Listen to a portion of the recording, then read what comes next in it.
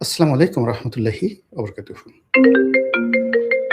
সম্মানিত দর্শক, আহ, আপনারা সবাই জানেন যে বাংলাদেশের কিংবদন্তির রাজনৈতিক ব্যক্তিত্ব আহ, বেগম খালেদা জিয়া বাংলাদেশ জাতীয়তাবাদী দলের চেয়ারপারসন এবং গণতন্ত্রের আপসহীন নেত্রী বেগম খালেদা জিয়া ইন্তেকাল করেছেন। ইন্না লিল্লাহি ওয়া ইন্না ইলাইহি রাজিউন। একটা জিনিস না বললেই নয় যে এখানে বেগম জিয়ার যে মৃত্যু, এই সময়টিতে আমাদের জাতীয় জীবনে, আমাদের রাজনৈতিক জীবনে এবং আমাদের অনেকের ব্যক্তিগত জীবনের অনেক স্বপ্ন, অনেক মোহ, অনেক আশা এবং অনেক ভরসার যে স্থল রয়েছে, সেগুলো ভেঙে চুরে চুরমার করে দেবে। বেগম জিয়াকে নিয়ে আমার ব্যক্তিগত যে স্মৃতি, সে বিষয় নিয়ে কথা বলব। তার আগে যে বিষয়টি বলা দরকার যে তিনি পরিণত বয়সে ইন্তেকাল করেছেন এবং তিনি সেই সৌভাগ্যবতী রমণী। বহু রাজনৈতিক উত্থান এবং পতনের মধ্য দিয়ে তার জীবনের পরিপূর্ণতা তিনি পৌঁছে গেছেন এবং জীবন সায়াহ্নে তিনি রাষ্ট্রের আনুকূল্য পেয়েছেন, মানুষের ভালোবাসা পেয়েছেন এবং মৃত্যুর শয্যায় তিনি তার প্রিয়জনকে কাছে পেয়েছেন, সন্তান, তারপরে পুত্রবধূ, নাতি-নাতনি থেকে শুরু করে অন্যান্য যারা আছেন তাদের সবাইকে। এটি সাধারণত এই পর্যায়ে রাজনৈতিক যারা ব্যক্তিত্ব, তাদের জীবনে এরকম ঘটে না এবং তার এই মৃত্যুকে কেন্দ্র করে সারা বাংলাদেশ কাঁদছে। এবং আপনারা যারা আমার এই থাম্বনেইলের ছবিটি দেখছেন, এই ছবিটি মূলত ইন্টারনেটে ভাসছে। ছবির যে গাম্ভীর্যতা, ছবির যে হৃদ্যতা এবং সেই ছবির যে মোহময়তা, এই মোহময়তার কারণে যেকোনো মানুষই তার সম্পর্কে আ যাকে বলা হয় শোকাতুর হবেন এই ছবি দেখার সঙ্গে, সঙ্গে। এর কারণ হলো এই বাংলার সঙ্গে তার যে সম্পর্ক, সেই সম্পর্ক মহান মুক্তিযুদ্ধের সময়কাল থেকে।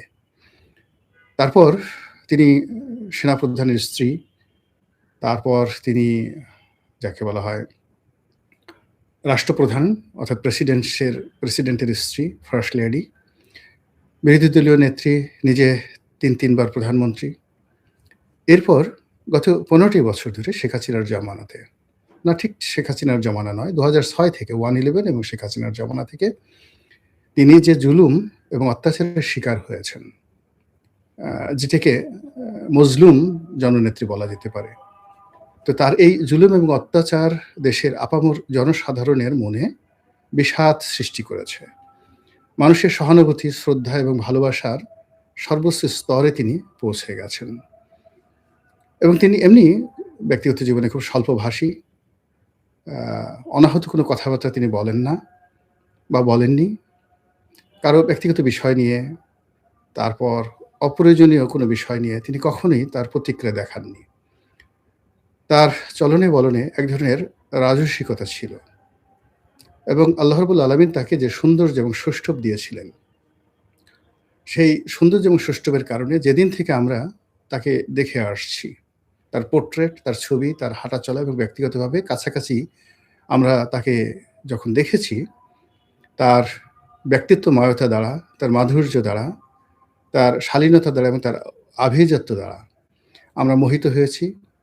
আমরা শ্রদ্ধা পোষণ করেছি এবং বাঙালি জাতির মধ্যে এইরকম একজন মহর্ষি রমণী যে আছেন, এটা আমরা অনুভব করেছি এবং তার অবর্তমানে তিনি আমাদের জন্য যা রেখে গেছেন সেই পোর্ট্রেটটি আমাদের জীবনে ভীষণ রকমভাবে থেকে যাবে এবং আমরা যখনই বাংলাদেশের রাজনীতির কথা স্মরণ করব, বিএনপির কথা স্মরণ করব, শাসনতন্ত্রের কথা স্মরণ করব, তখন একজন ডিসেন্ট লেডি হিসাবে, একজন ডিসেন্ট মানুষ হিসাবে যদি কারো পোর্ট্রেট আমাদের সামনে আসে, সবার আগে বেগম খালেদা জিয়ার পোর্ট্রেট আমাদের সামনে আসবে। তিনি ইন্তেকাল করেছেন, মহান আল্লাহ রাব্বুল আলামিনের দরবারে তার জন্য অন্তরের অন্তঃস্থল থেকে দোয়া করি। আল্লাহ রাব্বুল আলামিন যেন তার আপন করে তার এই যে বান্দা বা বান্দি, তাকে ক্ষমা করে দেন এবং জান্নাতের সর্বোচ্চ মাকাম তাকে দান করেন। কৃতজ্ঞতা সহকারে স্মরণ করছি তিনি এই জাতির জন্য কি করেছেন আর কৃতজ্ঞতা সহকারে স্মরণ করছি আমার সঙ্গে তার সম্পর্ক। তিনি এই যে অসুস্থ যতদিন ছিলেন, আমার মধ্যে এক ধরনের মনোবেদনা কাজ করছিল। ভীষণ রকম মনোবেদনা কাজ করছিল। উনার সঙ্গে আমার কখনো সরাসরি কথা হয়নি, কখনো দেখা হয়নি। কিন্তু আমি জানতাম যে তিনি আমাকে অসাধারণ এবং অস্বাভাবিক স্নেহ করতেন। আমি যে বিএনপির মনোনয়নটা পেয়েছিলাম মূলত তার আগ্রহে। আমি এটা জানতাম না। যখন আমি মনোনয়ন পেলাম তখন মির্জা ফখরুল ইসলাম সাহেব বলেছিলেন যে, "আপনার এই মনোনয়নে আমরা যে আপনাকে মনোনয়ন দিতে পারলাম ২০১৮ সনে, এই মুহূর্তে সবচেয়ে বেশি খুশি হয়েছেন বেগম খালেদা জিয়া।" এবং তিনি তখন জেলে ছিলেন। নির্বাচনের আগে যখন মির্জা ফখরুল ইসলাম সাহেব জেলখানাতে বেগম জিয়ার সঙ্গে দেখা করেছিলেন, তখন সম্ভবত তিনি বলেছিলেন যে, "রনিকে যদি আওয়ামী লীগ থেকে মনোনয়ন না দেয়, আপনারা চেষ্টা করবেন তাকে বিএনপি থেকে মনোনয়ন দেওয়ার জন্য।"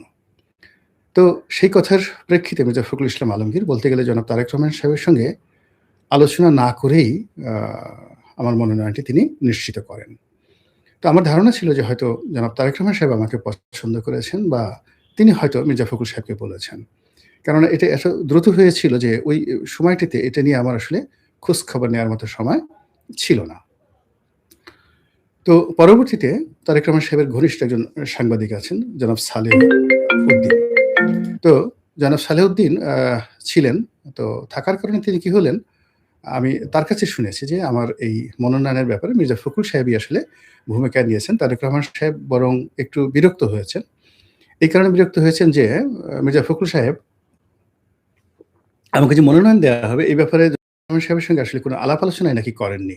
এটা সালেহ সাহেব আমাকে বলেছেন পরবর্তীতে। এনিওয়ে আ নির্বাচনের নমিনেশন পাওয়ার পর আমি আ তারেক রহমান সাহেবের সঙ্গে একাধিক কথাবার্তা বলেছি। তার সঙ্গে আমার হৃদ্যতাপূর্ণ সম্পর্ক ছিল বা এখনো আছে। কথা হয়েছে, দীর্ঘক্ষণ কথা হয়েছে। কিন্তু এই বিষয়গুলো নিয়ে কখনো আলোচনা হয়নি। তো আমার সঙ্গে বেগম জিয়ার যে সম্পর্কটি এটা কিভাবে হলো, এটা আমি খুব সংক্ষেপে আজকে আপনাদেরকে বলছি। সম্ভবত ২০১৩ সনে আমি তখন সংসদ সদস্য। পার্লামেন্টের মধ্যে, পার্লামেন্টের বাইরে আওয়ামী লীগের লোকজন দেখা গেল কোনো উপলক্ষ হলেই বিএনপিকে একটা গালি দিতে হবে, জিয়াউর রহমান সাহেবকে একটা গালি দিতে হবে, বেগম জিয়াকে নিয়ে অশ্লীল অশ্রাব্য কথাবার্তা বলতে হবে। এটা একটা আওয়ামী লীগের স্টাইলে পরিণত হয়েছিল। এবং আওয়ামী লীগের অনেক সিনিয়র নেতৃবৃন্দ, জুনিয়ররা তো বটেই, তাদের মধ্যে একটা ধারণা ছিল যে যদি বেগম জিয়াকে একটি গালি দেওয়া হয়, তাকে নিয়ে যদি অশ্লীল এবং অশ্রাব্য বক্তব্য দেওয়া হয় পার্লামেন্টের ভিতরে এবং বাইরে, তাহলে হয়তো তাদের নম্বর বৃদ্ধি পাবে এবং দলীয় প্রধান তাদেরকে পুরস্কৃত করবেন। তো এইজন্য আপনারা দেখবেন যে ওই পার্লামেন্টে প্রচুর আজে-বাজে কথা পার্লামেন্টের ভিতরে এবং বাইরে হয়েছে। তো আমি তখন একেবারে তরুণ সংসদ সদস্য। আমার অত অভিজ্ঞতাও নাই, কোনো কিছু নেই। কিন্তু বিষয়টা আমার কাছে আসলে ভালো লাগেনি। আমি একেবারে বিএনপির সঙ্গে আমার ওইরকম রাজনৈতিক সম্পর্ক ব্যক্তি পর্যায়ে কারো সঙ্গেই ছিল না ২০০৯, ১০, ১১, ১২ সনে। টক শোতে যেতাম। যারা টক শোতে আসতেন বিশেষ করে আ পাপিয়া ছিলেন, নীলুফার চৌধুরী মনি, আ তো শামসুজ্জামান দুদু যারা নিয়মিত আসতেন, আসাদুজ্জামান রিপন।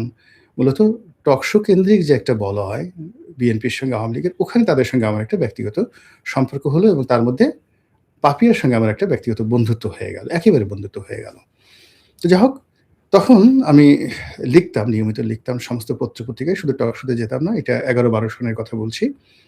তখন বাংলাদেশের ১ নম্বর পত্রিকা এখনো আছে, আ বাংলাদেশ প্রতিদিন। তো বাংলাদেশ প্রতিদিনে লিখতাম, নয়াদিগন্তে লিখতাম। বাংলাদেশ প্রতিদিনে আমার সপ্তাহে অলমোস্ট ৩ টি লেখা ছাপা হতো, প্রতি সপ্তাহে। আ একটি ধারাবাহিক লেখা লিখতাম। তারপরে সাপ্তাহিক একটা সম্পাদকীয় লিখতাম। এরপর টুকটাক আমার যে স্ট্যাটাস দিতাম সেগুলো নিয়ে লেখালেখি হতো। তো তখন বেগম জিয়াকে নিয়ে একটা কাল্পনিক লেখা আমি লিখেছিলাম।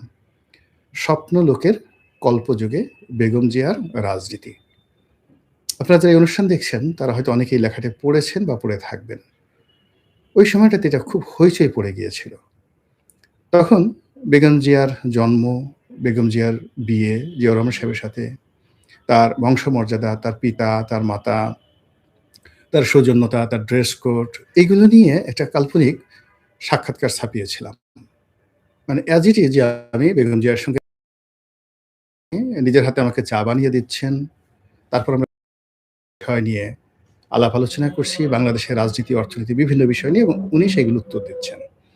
তো এই লেখার মাধ্যমে মূলত উনার আভিজাত্য, উনার বৈশিষ্ট্য, উনার সৌন্দর্য, তারপরে উনার রাজনৈতিক প্রজ্ঞা এবং উনার যে কন্ট্রিবিউশন যেটিকে বলা হয়, অবদান, রাজনীতিতে অবদান, এই বিষয়গুলো আমি আমার মতো করে আ ফুটিয়ে তোলার চেষ্টা করেছি সেই বাংলাদেশ প্রতিদিনের সম্পাদকীয়তে।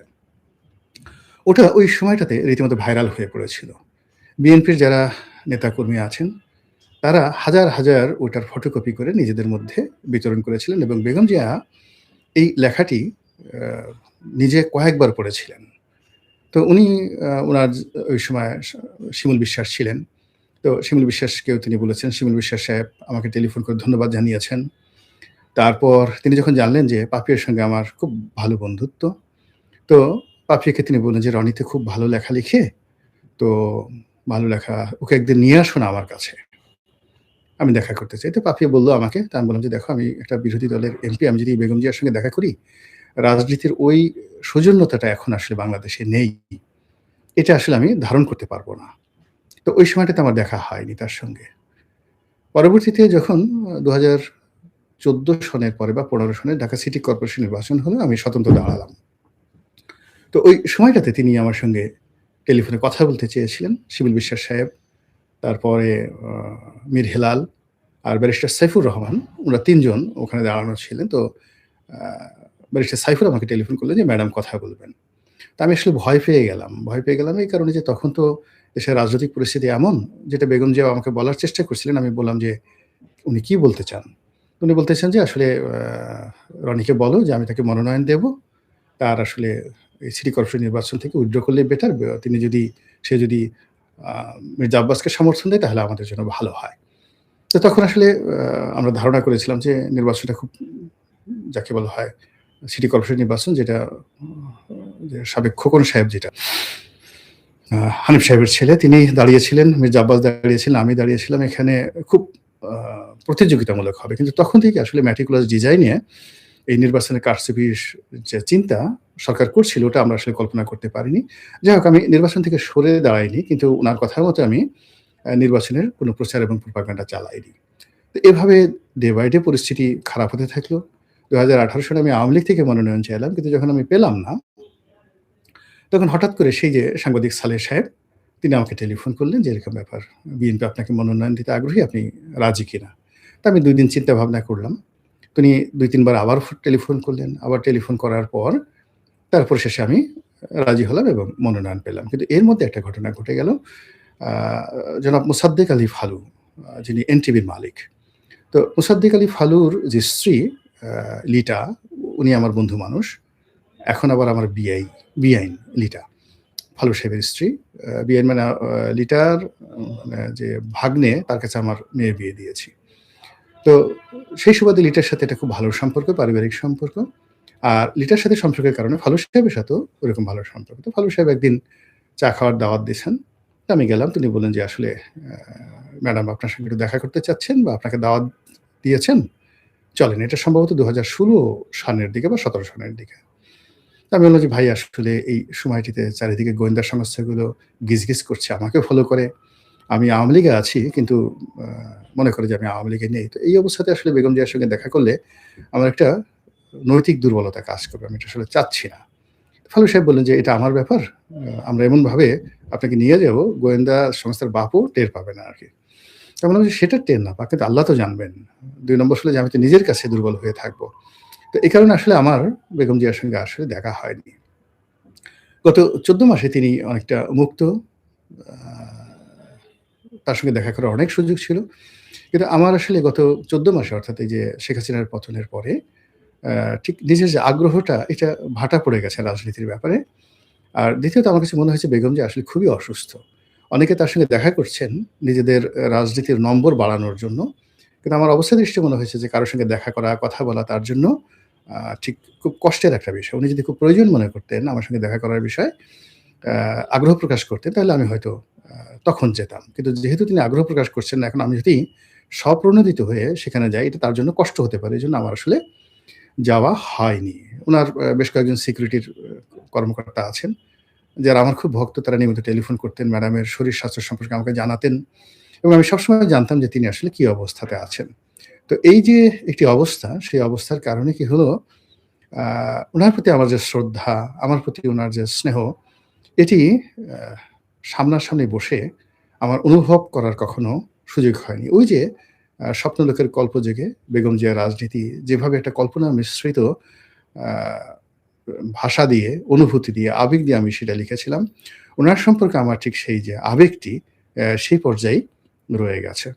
তো তিনি এরই মধ্যে বেশি অসুস্থ হয়ে হাসপাতালে গেলেন। তারপর এখন ইন্তেকাল করেছেন। এটি আমার জীবনের একটা দুঃসহ স্মৃতি হয়ে থাকবে যে আমি আ যার কারণে বিএনপিতে যোগদান করলাম, যার আগ্রহে বিএনপিতে আসলাম, যার বদান্যতায় আনুকূল্যে বিএনপির মনোনয়ন পেলাম, তার সঙ্গে আমার কোনদিন আ চাক্ষুষ সাক্ষাৎ হলো না। তো কাজেই আমি আমার জায়গা থেকে যতদিন জীবিত থাকব, ততদিন তার জন্য দোয়া করব, তার প্রতি কৃতজ্ঞ থাকব এবং তার বিদেহী আত্মার মাগফিরাত কামনা করব। তার যে শোক সন্তপ্ত পরিবার